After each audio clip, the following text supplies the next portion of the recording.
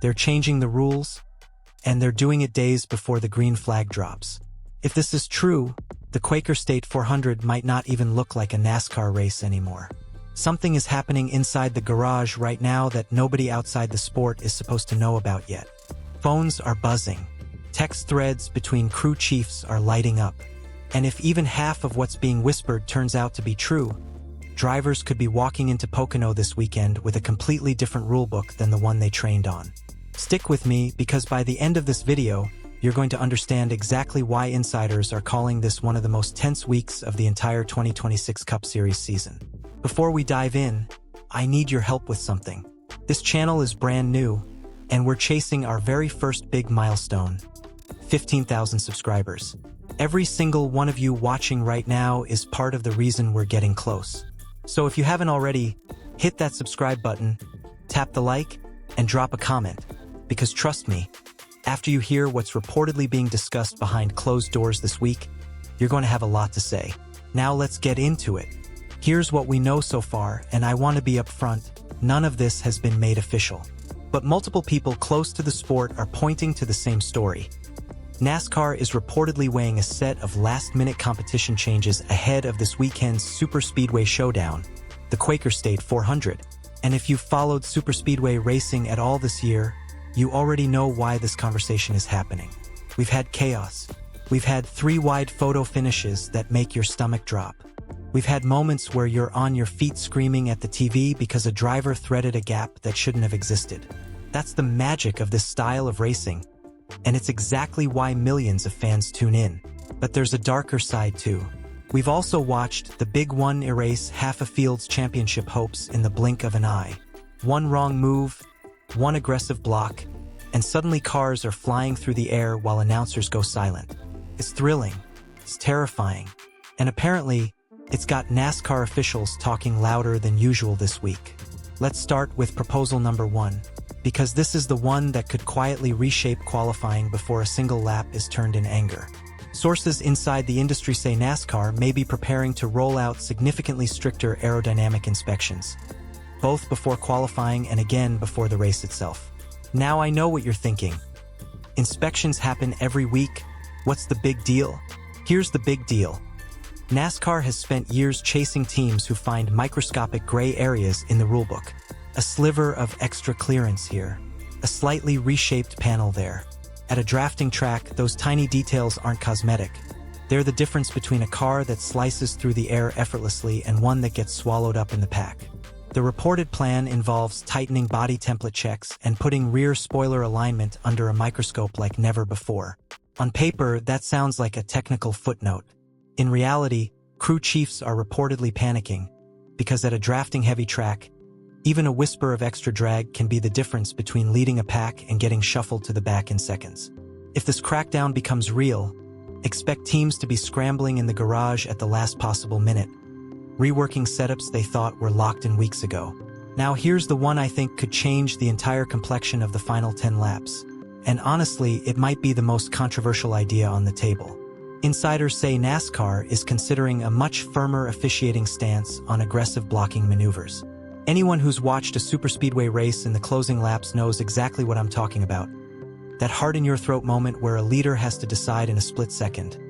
Do I defend this line, or do I back off and avoid triggering a 15-car pileup? Too many times, that split-second gamble has gone wrong.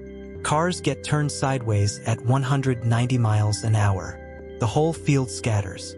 Championship hopes end in a cloud of smoke and sparks. If NASCAR really does instruct race control to start penalizing dangerous blocking, that's not a small tweak, that's a philosophy shift. Drivers have spent years learning exactly how far they can push a block before it's too far. Change that line overnight and everybody, from 20-year veterans to rookies still learning the draft, has to relearn the game in real time under race pressure with a championship possibly on the line. Imagine being a driver leading with 5 laps to go, knowing the aggressive move that used to be routine could now cost you a penalty. That changes strategy. That changes who's willing to take risks. That could completely flip who ends up in victory lane. There's a third piece of this puzzle, and it's quieter but just as important if you're the one strapped into the car. Word is that Goodyear and NASCAR have been combing through tire data gathered from previous events at this reconfigured track. A brand new tire compound this late in the game seems unlikely, but revised guidance on tire pressures or camber settings. That's reportedly still on the table if new safety concerns pop up before practice. I know that sounds like inside baseball stuff, but don't underestimate it. Tire pressure controls grip, heat buildup, and how a car behaves over a long run.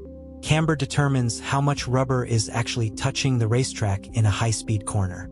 Shift either of those even slightly, and you change how hard a team can push, how long tires last, and how predictable or unpredictable the racing becomes. Every crew chief in that garage will be glued to their phone this week, waiting for any technical bulletin that could force a last-minute rework of their setup sheet. Step back for a second and look at the full picture. Superspeedway racing has always lived and died on tiny margins. A fraction of an inch in the bodywork, a half-pound of tire pressure, one officiating decision in the final corner. Any one of those variables, changed even slightly, can rewrite qualifying setups, pit strategy, drafting alliances, and the entire flow of a race from green flag to checkered flag. That's the tightrope NASCAR is trying to walk right now. They want the electric, unpredictable, edge-of-your-seat racing this track has become famous for. But they also carry the responsibility of trying to keep drivers safe in a form of racing that, by its very nature, is one misjudgment away from disaster. Fans want white-knuckle finishes. Drivers want the freedom to race for the win. Teams want a fair fight. And NASCAR has to somehow keep all three of those groups happy while making sure nobody gets seriously hurt doing it. That balance has never been easy, and it might be even harder this week than usual. And here's the part that makes this whole situation even more dramatic. If NASCAR does lock any of this in before the green flag flies, teams will have almost no time to adjust. No off-season to test. No extra practice week to fine-tune. Just days, maybe hours, to completely rethink how they approach one of the most unpredictable races on the entire calendar. Don't make the mistake of thinking this is only about one Sunday afternoon. If these changes go through, they won't just affect the single race. They could set the tone for how every remaining superspeedway event plays out for the rest of 2026. How aggressively drivers are willing to block.